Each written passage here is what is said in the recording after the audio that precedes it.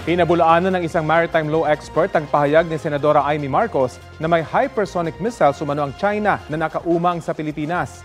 Sabi ni Attorney Jay Batong-Bakal, espekulasyon at walang factual basis sa mga ito, maliban na lang daw kung may access si Senador Marcos sa war plans ng China. Sa viral TikTok video, sinabi ni Senator Marcos na may 25 hypersonic missiles umano ang China na target ang EDCA sites sa bansa. Ang hypersonic missiles ay 5 beses na mas mabilis sa speed of sound kaya mahirap o imposibleng maharang ng air defense systems.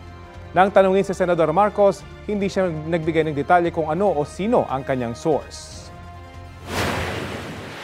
Nakita ko lang sa isang report at mukha siyang reliable pagkat yung tinutumpok niya yung mga EDCA sites. Sineryoso raw ng Armed Forces of the Philippines sa mga pahayag ni Senadora Marcos. Makikipag-ugnayan daw ang AFP sa Senadora para kumuha ng karagdagang detalye. Ganyan din daw ang gagawin ng National Security Council. Sa ngayon, wala raw silang namomonitor na banta mula sa China. Ang Department of National Defense hindi nagkomento dahil hindi pa raw nila nakita o nabasa ang mga umunay plano na tinutukoy ng Senadora. Hinihingi pang pahayag ng Chinese Embassy at Department of Foreign Affairs tungkol dito.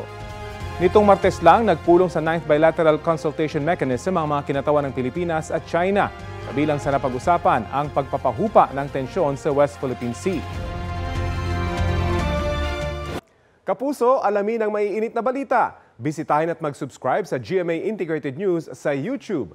Sa mga kapuso abroad, samahan niyo kami sa GMA Pinoy TV at sa www.gmanews.tv.